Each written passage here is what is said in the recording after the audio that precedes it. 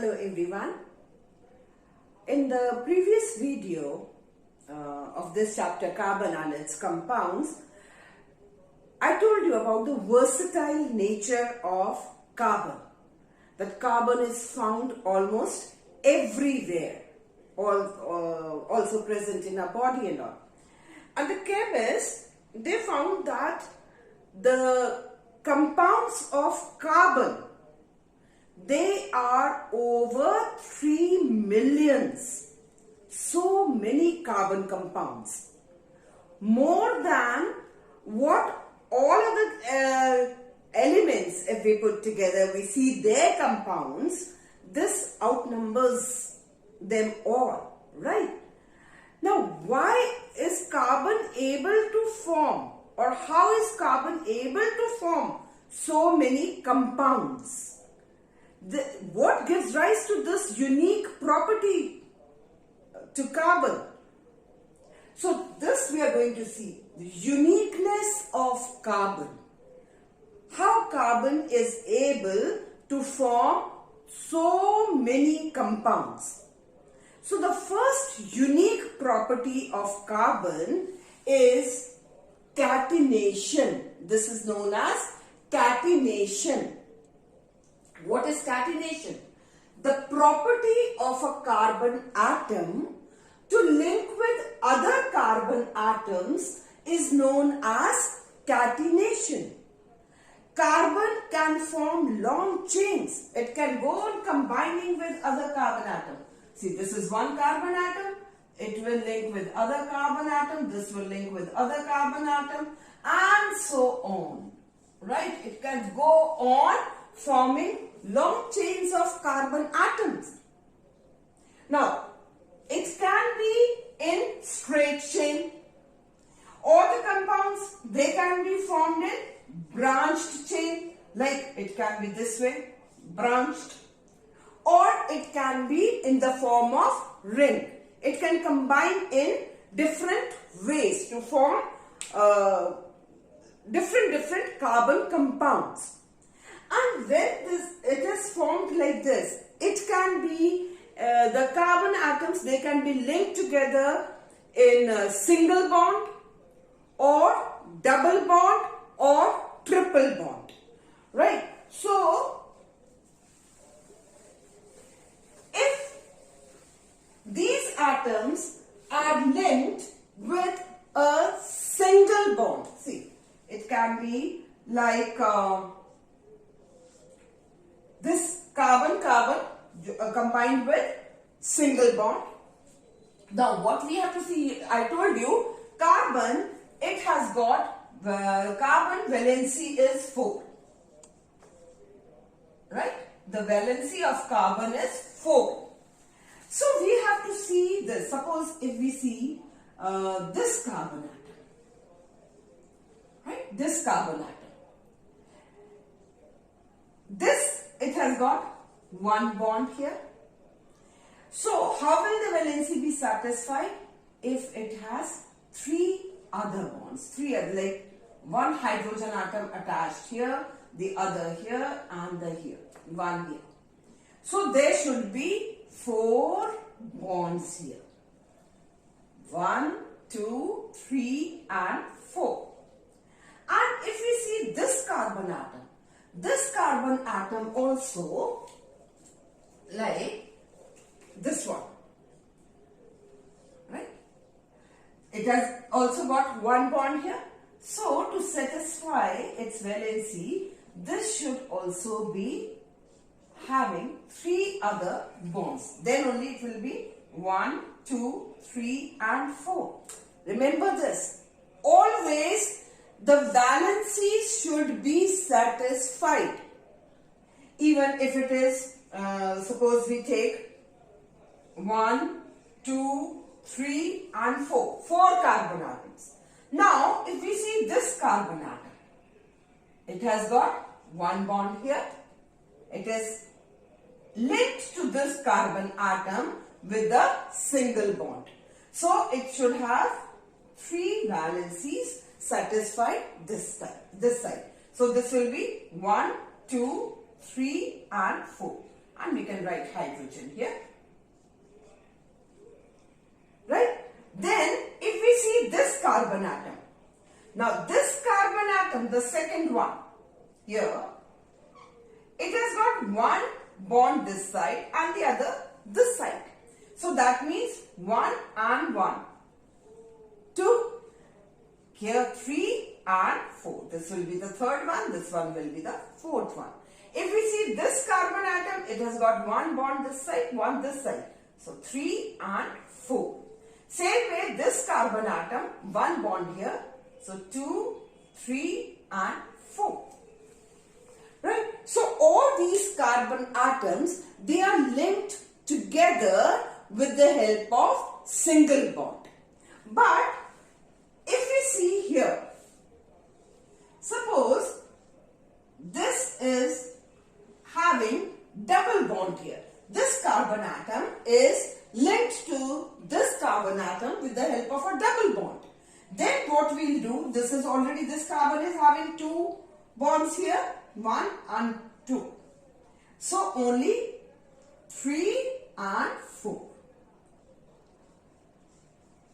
There will be no bond formation here. If we see this side, same way, 2 bonds already here, then 3 and 4. It will be written like this. This will be C2H4. Right?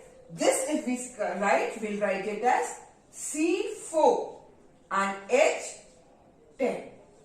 1, 2, 3, 4, 5, 6, 7, 8, 9 and 10. Right? Or if one carbon atom, it is linked to the other atom with 3 bonds. Then 1, 2, 3 and 1, 4. 1, 2, 3 and 1, 4. This will be C2H2. So carbon can be linked to the other carbon atom either with a single bond or with a double bond or with a triple bond. So all the compounds which are formed by single bond, they are known as saturated carbon compounds. Right? These are known as saturated carbon compounds.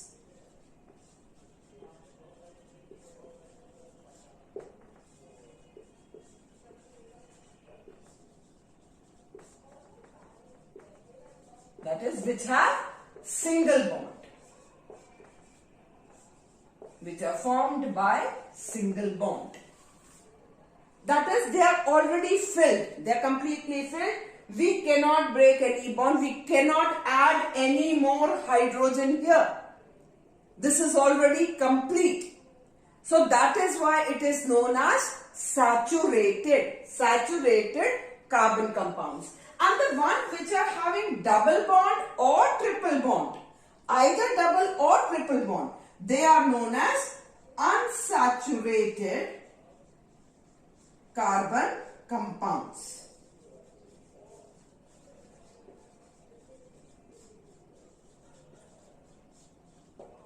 Unsaturated carbon compounds, because here we can break the bond. If one bond will break here, what will happen? We can add 2 more hydrogen atoms here. One this side and one this side. If we break 2 bonds here, what will happen? We can add 4 hydrogen atoms. 1, 2, 3 and 4. 4 more hydrogen atoms here. That is why it is unsaturated carbon compounds. Unsaturated, not completely filled. We can add more. That is the meaning of saturation or unsaturation, right? So saturated carbon compounds are the one which are having just single bond. And unsaturated carbon compounds, the compounds which are formed by double or triple bond. They are known as unsaturated, right? So this is the main difference between saturated and unsaturated. And these saturated compounds, they are not very reactive, right? They are very reactive because here the bonds can be broken easily. Unsaturated carbon compounds are reactive, right? Then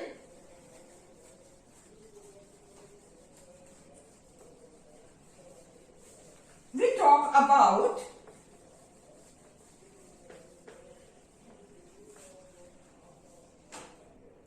the other unique property of carbon. The other unique property of carbon is its tetravalency. And due to this tetravalency, it is able to form many compounds. Since carbon has a valency of 4, it is capable of bonding with 4 other atoms of carbon. Either it can bond with 4 other atoms of carbon or atoms of some other monovalent elements, right? It can combine with not only with hydrogen, it can combine with oxygen, nitrogen, chlorine and so on, right? Then in catenation, if we see one more example is of silicon. Silicon is also able to form long chain compounds, but not as long as the carbon element. It can only form up to 8 atoms, but carbon can form really very long carbon chains, right? So tetravalency means because it has the ability, it has a valency of 4, so it can bond with 4 other atoms of either carbon or any other monovalent element. So this also make it able to combine with many other or to form so many compounds, right? And because of this, because carbon can form bonds with many other elements, and these are very, very strong also.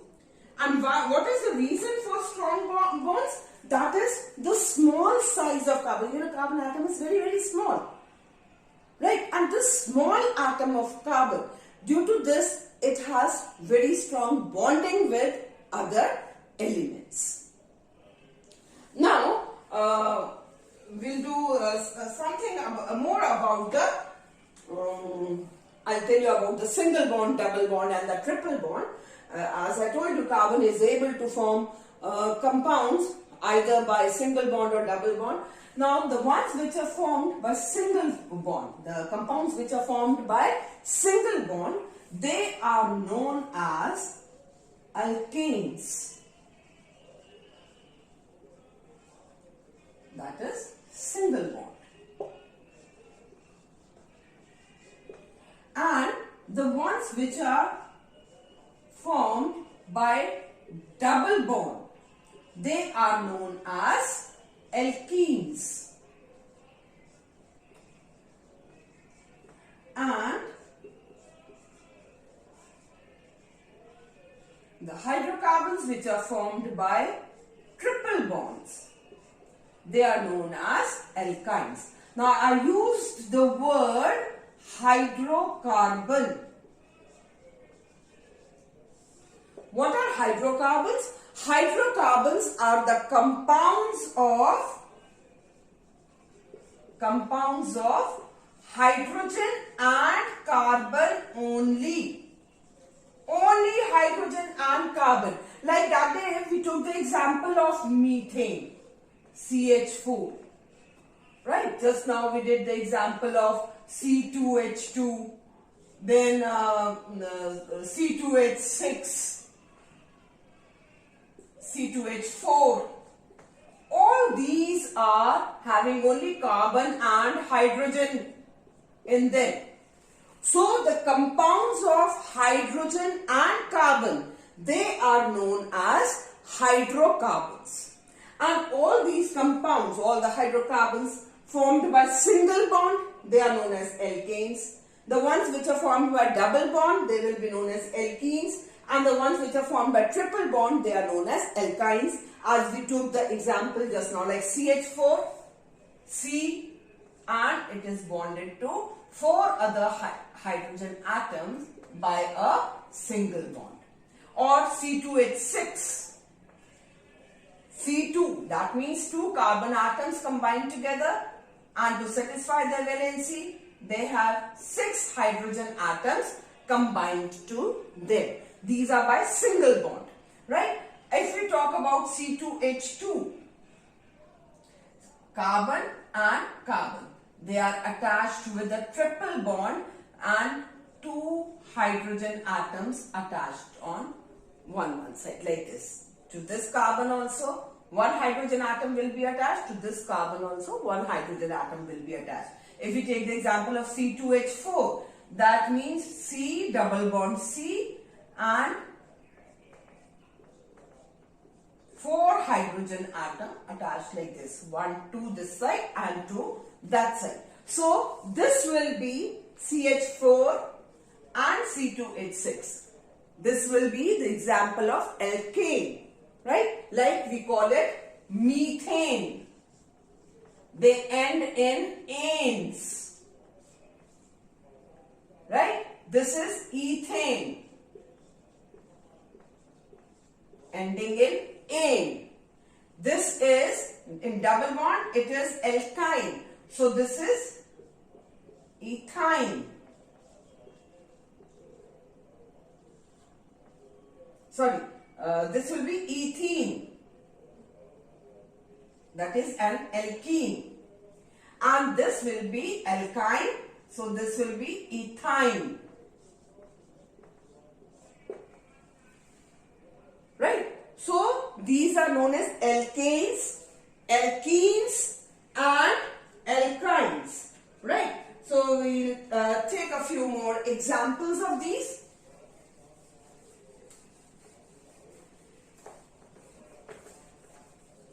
Like, we name these, we'll take the examples of alkanes.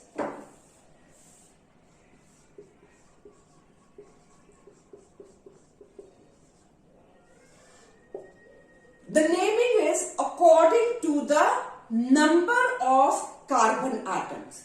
If carbon atom is 1, right? For 1 carbon atom, it will be meth, methane, methane. If carbon atoms are 2 carbon atom, this is for 1 carbon atom, this is for 2 carbon atom, it will be ethane, that is ethane. If there are 3 carbon atoms, it is known as propane. 4 carbon atoms in a chain, then it will be known as butane. 5 carbon atoms, pentane.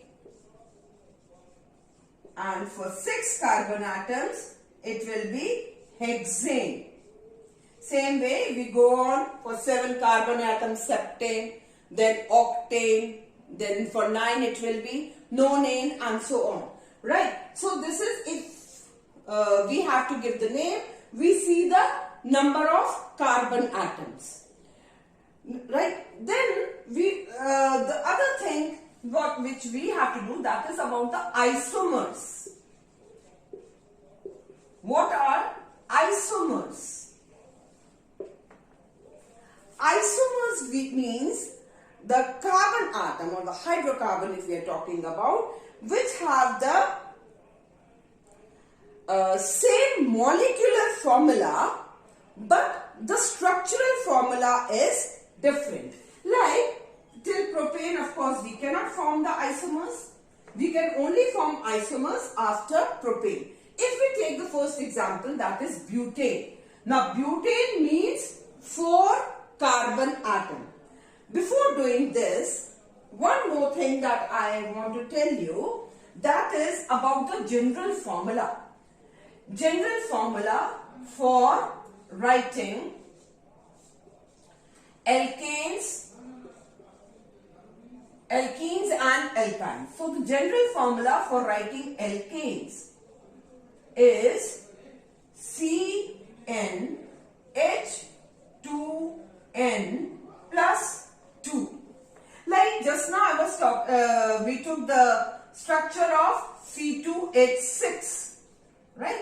C2H6.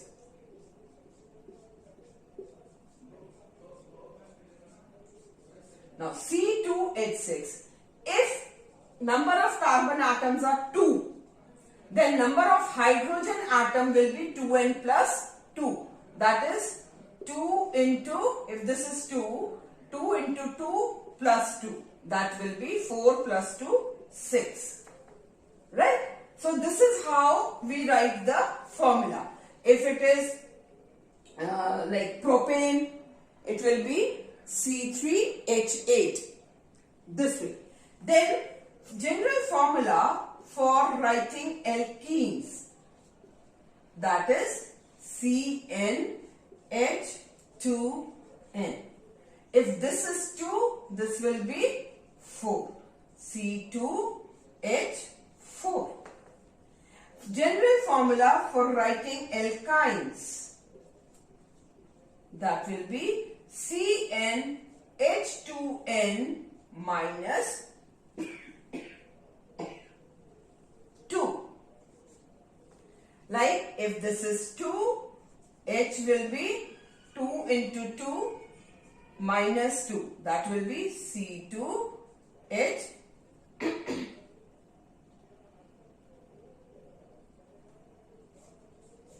2 2's are 4. 4 minus 2 will be 2. So it will be C2H2. So these are the general formulas which you should know. For alkane, CnH2n plus 2. For alkene, CnH2n. And for alkynes, it will be CnH2n minus 2. Right? Now we come to isomers.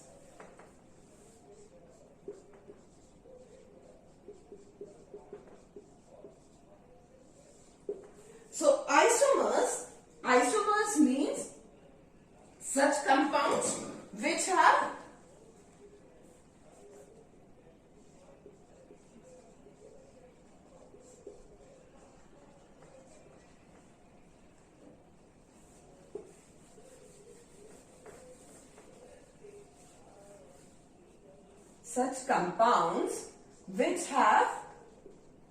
same molecular formula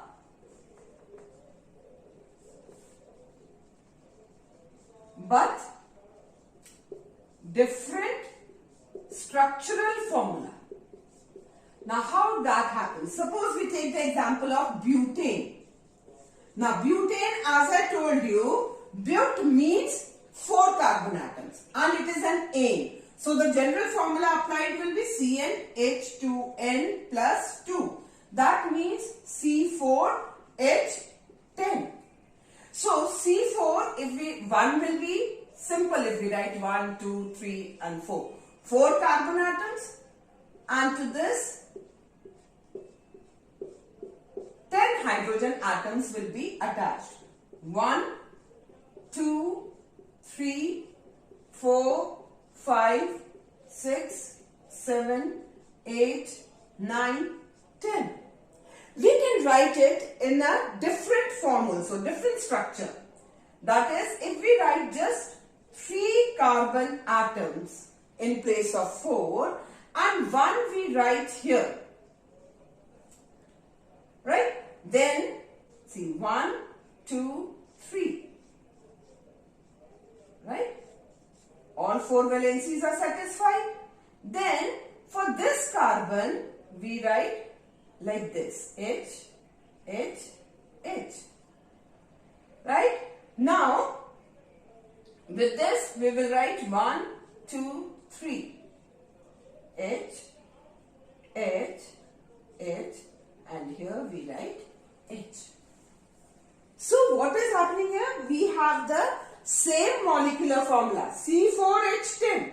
Here also, see, 1, 2, 3, 4, 5, 6, 7, 8, 9, 10. There are 10 hydrogen atoms. But we give it a different form. Right? A different structure. This is known as isomerism. Or the isomers are the compounds which have same molecular formula but different structural formula. Right? So this is all about isomers, the different isomers which are formed